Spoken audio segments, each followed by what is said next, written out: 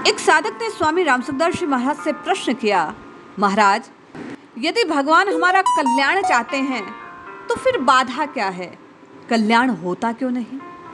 भगवान सबके सहायक हैं, तो फिर मैं भी नाम जपता हूँ, मेरा नाम सिद्ध क्यों नहीं होता?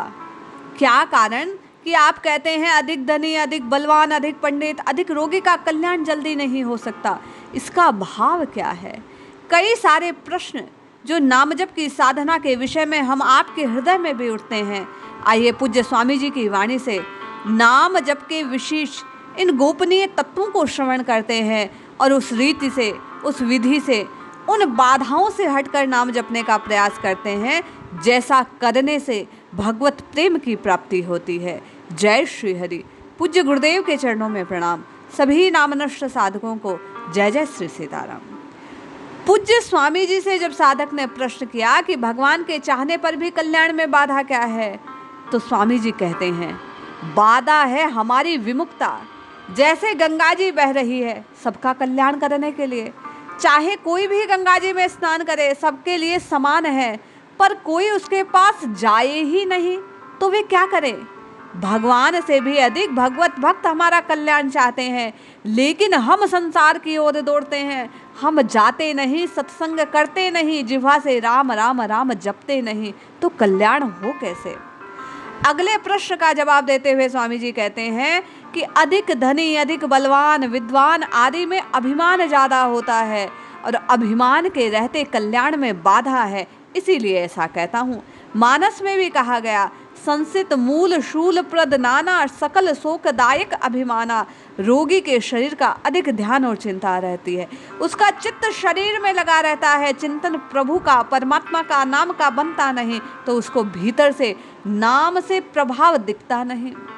पूज्य स्वामी जी से अगला प्रश्न किया कि भागवत में आया कि भगवान नरनारायण दुनिया के कल्याण के लिए हिमालय में तप कर रहे हैं, तो वह कल्याण क्या है? पूज्य स्वामी जी कहते हैं कि नरनारायण बद्रीनारायण के लोगों के उद्धार के लिए तप कर रहे हैं। संसार में जितना भी सद्भाव प्रचार है, सद्गुण सदाचार है, मर्यादा है, यह उनकी ही कल्याण की भावना का परिणाम है, परंतु युग धर्म के कारण वैसा परिणाम सहज देखने में नहीं आता। जैसे अभी कोई हमें लूटने आ जाए, मारने आ जाए, तो हम क्या कर सकते हैं? पर ऐसा नहीं है। साधक को पीछे रहकर मर्यादा के कारण, तप करने के कारण, अभी जैसे हम बैठे हैं, विचार करते ही हृदय में अपने आप अच्छी अच्छी बातें आ जाती है, वह तपोबल का प्रभाव है। प्रभाव तो सब पर है, पर राग द्वेष अधिक होने से वह दब जाता है। ऐसे ही नाम जप का प्रभाव सबको समान नहीं प्रकट होता, क्योंकि जिसके हृदय का जैसा भाव है उतना ही दिव्य अनुभव वह कर पाता है। पूज्य स्वामी जी से साधक ने पुनः जिज्ञासा रखी, महाराज, ऐसी बात कही जाती है कि मुक्ति ब्राह्मण की होती है, इसका क्या कारण है? स्वामी जी कहते हैं, इसका कारण अभिमान है और कुछ नहीं। ऐसा कहने वाले मनुष्य को शरीर को पहले मानते हैं, साधना को पीछे, जबकि वास्तव में साधक पहले है, मनुष्य पीछे। शरीर असत की सत्ता को नहीं, नासतो विदते भवे, फिर ब्राह्मण आदि की सत्ता कैसे? शास्त्रों में ऐसी कई बातें आती है जो मुझे जचती नहीं।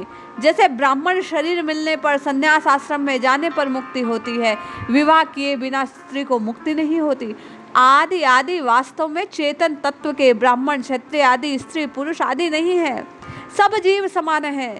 जो परमात्मा को पुकारता है, परमात्मा उसकी सहायता और उसका कल्याण करते हैं। स्वामी जी से जब बार बार प्रश्न किए गए तो स्वामी जी ने नाम जप की साधना की ही महत्ता अधिक बतलाई।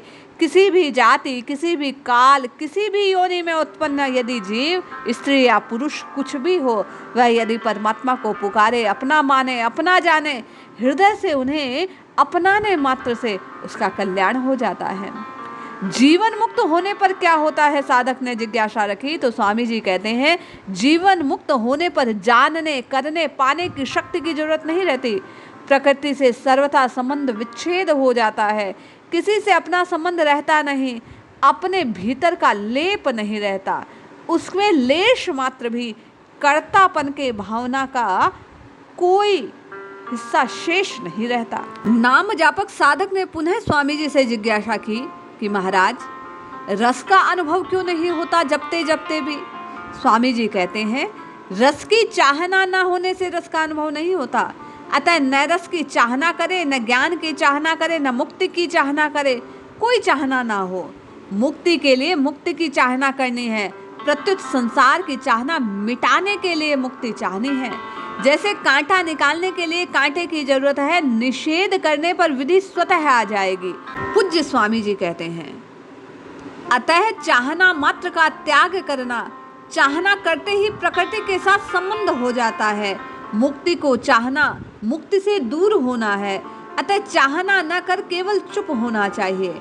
परमात्मा की प्राप्ति भी स्वतः है, संसार की निवृत्ति भी स्वतः है। अतः चुप हो जाओ।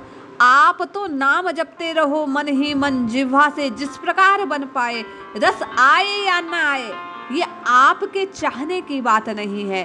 करते करते करते करते स्वतः रस की उत्पत्ति हृदय में होती है।